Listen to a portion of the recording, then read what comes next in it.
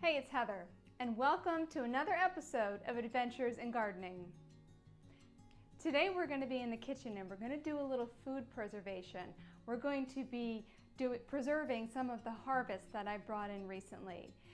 It's an old way of preserving food that is very trendy right now, and I am sure that you have heard of it. It's lacto-fermentation, or fermenting your vegetables. And people are doing it for the health benefits. Now maybe you've heard of sauerkraut or beet kvass or kimchi. Those are fermented foods typically. Now the health benefits of fermented foods, there is a lot of information out there, and I will be talking about the health benefits a little bit later on.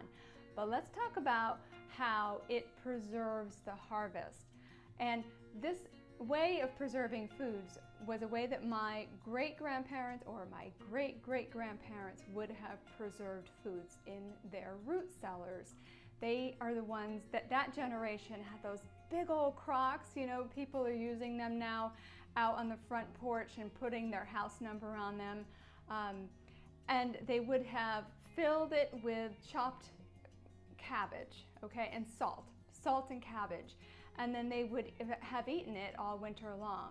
In my family, I am sure that they used some kind of root cellaring. We just stopped talking about it at a certain generation, so that was lost in my family line.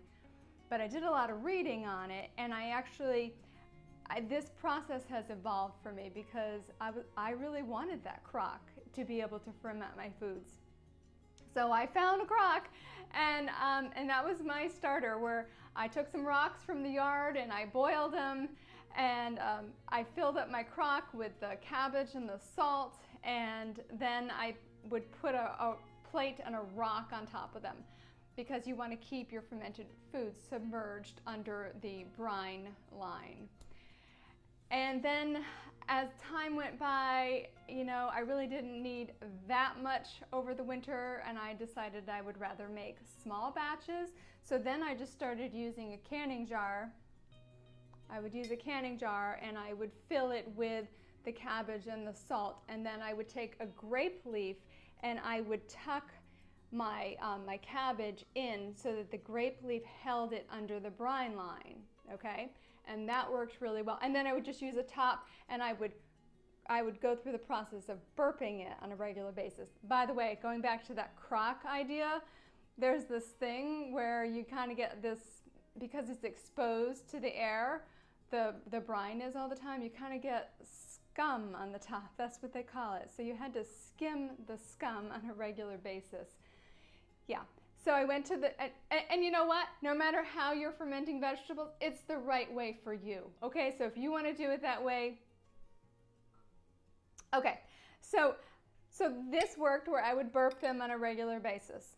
Okay, so now here's how I do it. Okay, so I still use a canning jar and I still fill it up, but my husband made me these airlocks. So this is a Tattler lid. Okay, these are those reusable canning lids, and he drilled a hole and put a grommet.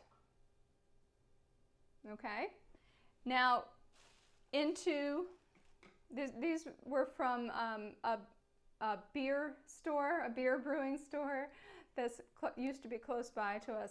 So it works like this. Actually, I already put one together. I'm going to show you. So this is my Tattler lid. This is the grommet. This is your airlocking system that you fill up halfway with water. Okay, so you fill this halfway with water, and then you stick this part on the top, and then you put the lid. So your vegetables start to ferment, and the air will come up. This is a one-way valve, so the air doesn't go back inside the jar. It's easy squeezy. There's no skimming the scum. You don't have to do that anymore, which is great. And when they're done, I just take them off and I put a regular lid on my jars.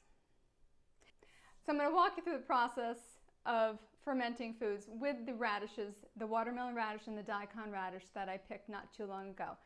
So we had a hard freeze, and I went out and I harvested all of the good size watermelon radish and daikon radish, and it was a mad last minute dash and stash. So when I do something like that, I just take and I put everything in a bag and stick it in the refrigerator until I have time to process it.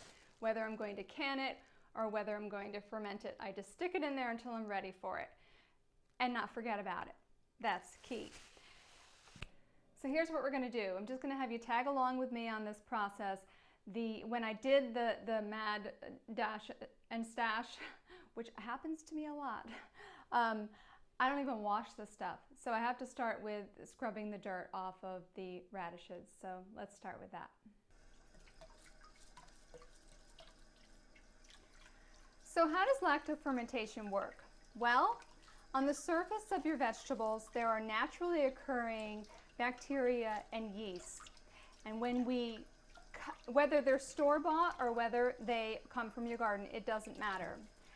And when we cut up or chop our vegetables and we add them to a brine and we limit the oxygen exposure, the bacteria and the yeast break down or start to eat the sugars in your vegetables. Now, that causes the byproduct of lactic acid and carbon dioxide. So the carbon dioxide is responsible for the bubbles that you will see. If you're using a canning jar, you'll see bubbles in there. So how long will your fermented foods last? I have no idea. All I can tell you, long, long time. In my experience, a long, long time. I'm going to show you in a few minutes, so today is refrigerator clean out day. All this stuff has got to be preserved in one way or another. Plus, I've also got some stuff from the grocery store that needs to be preserved. But I have a jar of red cabbage that I fermented in the spring, like I think it was February, okay? So it sat on my counter for a few weeks, and then I moved it to the basement where the temperature ranges. At that time of year it was still cool, but it can get quite warm in the summertime. So it stayed down there all summer long with the airlock on, and then I brought it up this September and it's delicious. It's fine. It went into the refrigerator. So cold is going to slow down your fermentation. Heat is going to speed it up. Other things that are going to speed up your how long it takes for your foods to ferment besides heat is how small you decide to cut your vegetables up. So if you make pickles like spears, it's going to take a little longer than if you were to shred them. Today I'm going to be slicing these in the food processor because sliced is how I intend to use them in their final product on salads.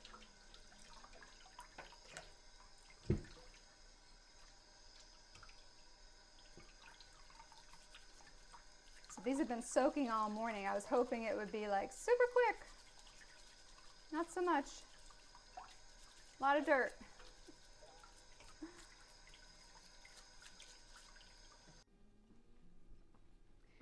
So I just realized that I need to get this brine started before we do anything else.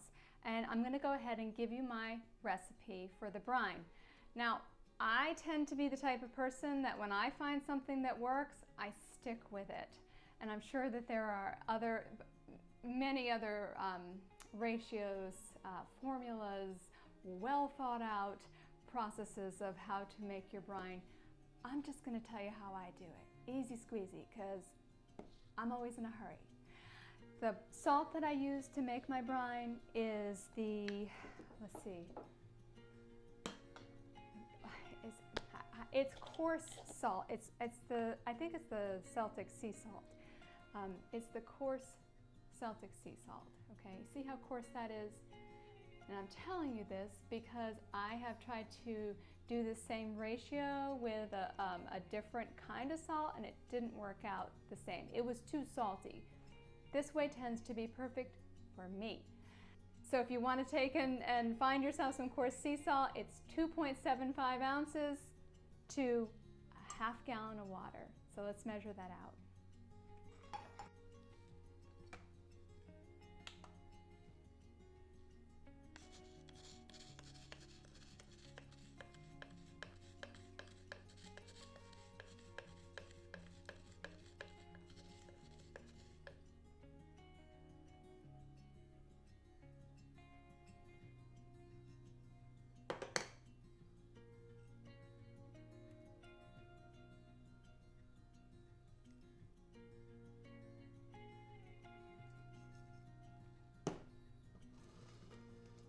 Okay, so it takes a little while for this to dissolve.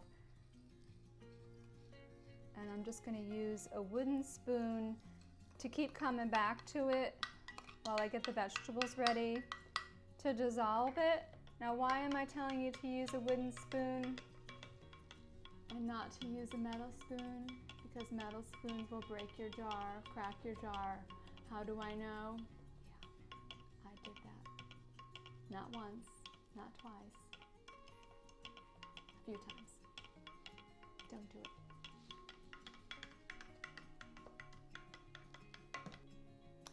So I'm going to go ahead and cut off the tops and the root tips of all the watermelon radish first. And while I'm doing that, I figured it would be a good time to talk about the health benefits, okay? Aside from the fact that this is an awesome way of preserving your foods and not losing a lot of the nutrient content. So lacto-fermentation, the fermentation final product, the fermented vegetable, is good for your gut. I think almost everybody would agree on that. The fermentation process actually makes the nutrients of your foods more available to your body. That might be a little controversial, I don't know. But I'm telling you that there are some things that I do know because I had to learn them the hard way. Oh my goodness, is it that time already? Oh yes it is. It's time for a couple of Heatherisms. I'm going to talk to you. The dog is looking at me. She's like, oh.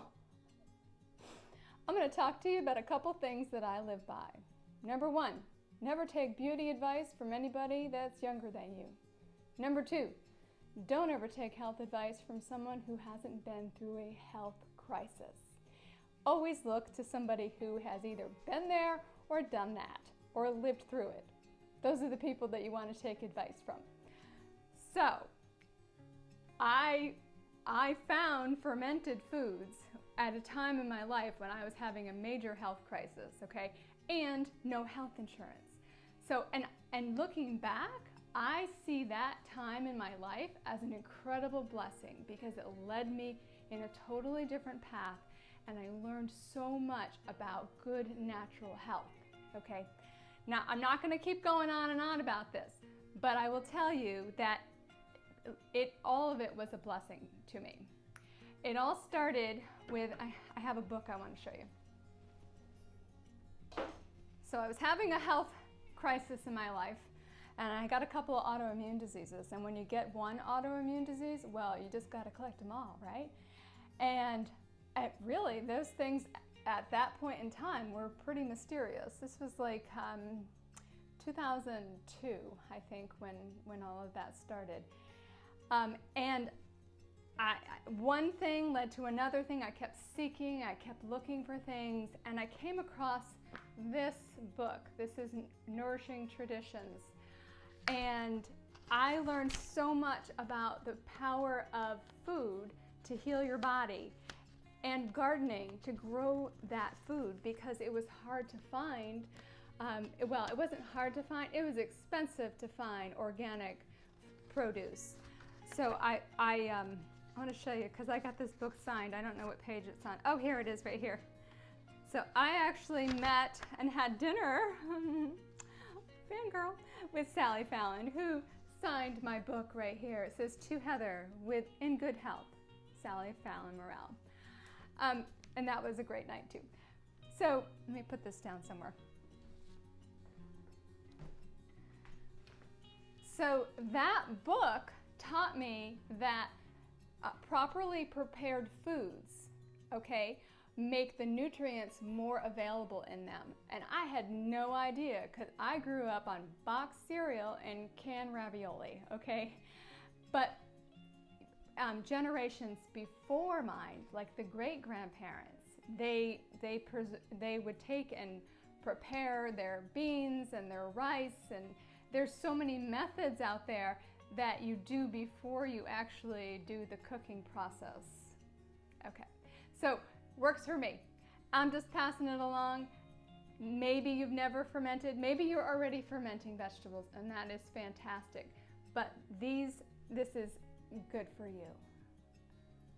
Okay. So good health is definitely an evolution, okay? And it can start with something as simple as learning how to ferment your own vegetables.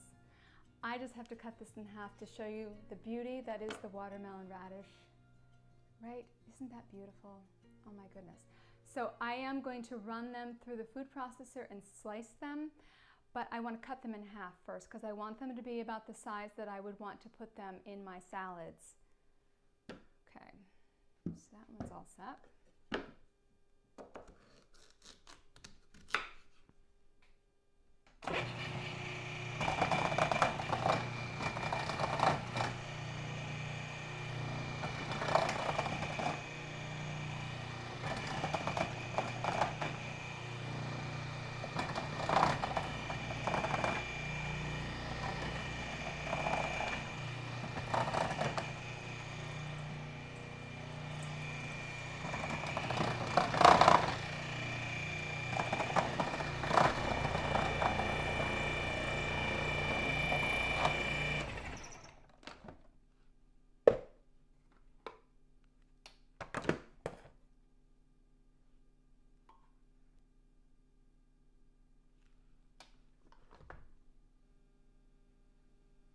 So, you know, I'm never really sure what size canning jar I'm going to be doing, but I can tell you that all of my lids are wide mouth, so I have to use a wide mouth. I think this is going to be about a half gallon. I need a funnel. And I never sit when I'm cooking, really. It's just for this video, I figured it was easier to see the counter and me.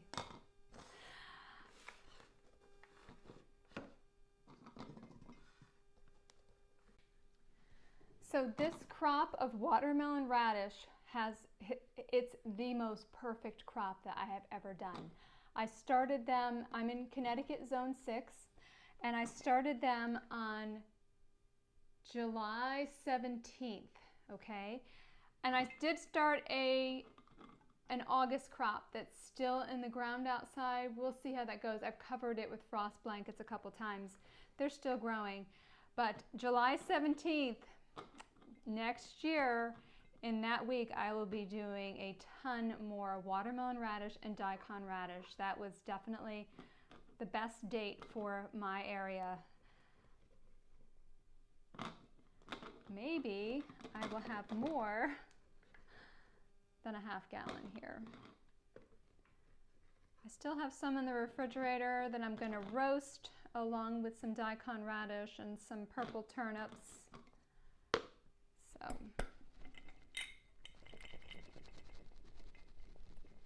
gotta get them to go down.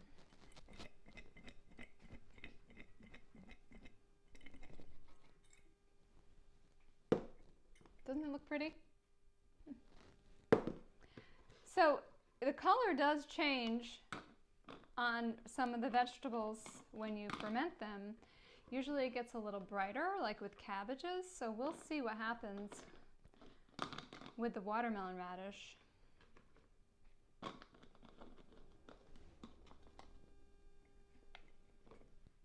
I'm really going to pack them in there. When you do cabbage, you really, really pack them in there.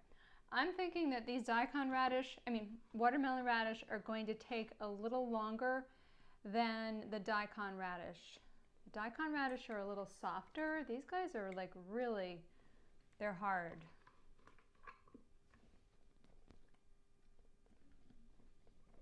Okay, I almost had them all in there. I'll squeeze them in. Come on. So this is my favorite method of fermenting now. And I look back to how I started with the fermenting, and part of it was because I really like history and I really wanted that big crock. And maybe you do too, but here's what I'm going to say about that. Make sure you have the finish tested, like with one of those heavy metal test kits. I know that they make them. I've never used them. I've just read that they exist. So you want to have the finish tested to make sure that it doesn't have bad stuff in it, like lead. Okay. But I still have those crocks, and I use them for dry goods now, not for like animal litter and things like that. All right, so that is that. Now, I'm gonna go ahead and put the brine in. So I am like literally all the way to the top. Now, if I were using, if I didn't have my airlocks, I would not fill them up this high, okay? But I have the airlocks, and I know what to expect from it.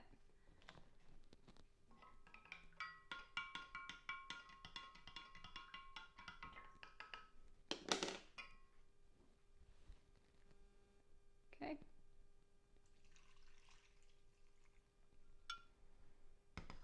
I'm gonna bring you down a little closer.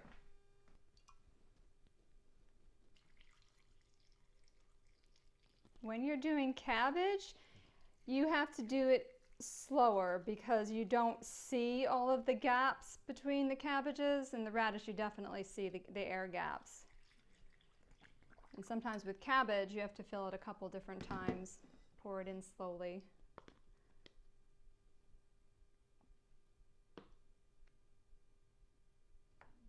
I'm just pushing it down to get all the air bubbles out.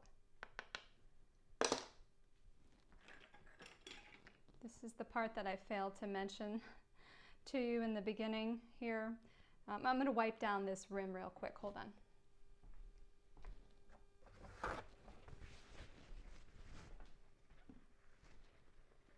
So I'm going to wipe down the rim, and then I'm going to put this rubber seal on like that.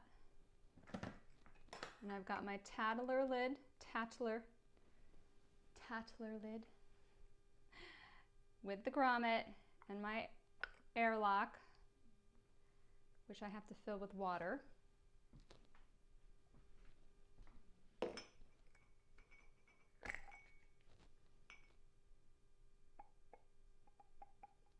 So you fill it about halfway. There's a line on these. This little lid here has air holes in it, okay? So the air is going to escape through the top. So this is going to start to ferment, and it's going to produce lactic acid and carbon dioxide. It's going to bubble, and the air is going to push up through the top, okay? And then it's going to hit this part right here, and this thing is going to float. It floats once the buildup of gases start, and it floats and it hits the top of this thing. Now, sometimes liquid will come out of here and it'll run down into here. Don't worry about it. I keep extra brine in the refrigerator all the time, just in case I have to add more brine later. Let it finish fermenting, though. Don't add any brine to it. And now, I just take a ring and I put my ring on. Tight, but, you know, not Hercules tight. So everything is in place. Give this a little twist down like that. And now this is going to sit on my counter for as long as it takes. Well, how long is that? How long is it going to take? I don't know. It really depends on the weather. It depends on your vegetable, how thick or how firm the vegetable is, and it depends on how small that you cut them. I did not slice these all that small. I'm gonna make a guess though. So before I ever even start to taste my sauerkraut, we're a month in before I start to even taste it, and then I'll just take and sample it and see how it is. I go by the texture. I mean, what's the word? You know, is it crunchy? Is it not crunchy? Yeah. I want it to not be crunchy, okay? That's how I know when it's done. I'm gonna guess that this is gonna take 2 months because it's not really warm in this house. So, and if it were summertime, maybe it would take less time. But I'm gonna put this on the counter and just keep an eye on it. So now I'm gonna do the exact same thing to the daikon radish.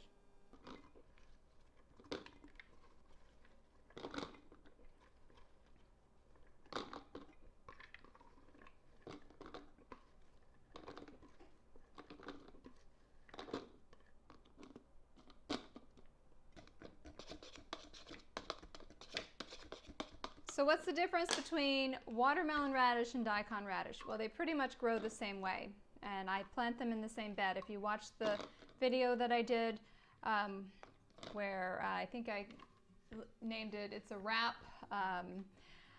Anyway, they're growing side by side. Daikon radish tend to be a little more pungent in flavor than watermelon radish. Watermelon radish are spicier than daikon radish. When daikon radish are fermented, some people would say that they're a little stinky. I am not one of those people. They're good for you. They're pungent. How's that? Okay. More pungent. They're even more pungent than they were. They're good roasted too. If you've never grown daikon radish before, you totally got to grow them.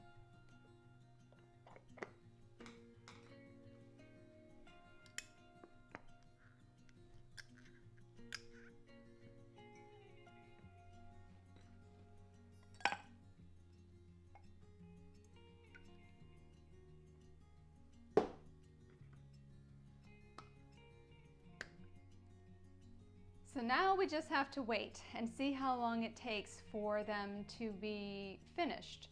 Now, after a month's time, if you wanted to try your watermelon radish and you didn't mind them to be a firm texture, you could totally eat them. It would be fine. I like the fermented foods to be a little on the soft side though, so that's what I'm looking for in them.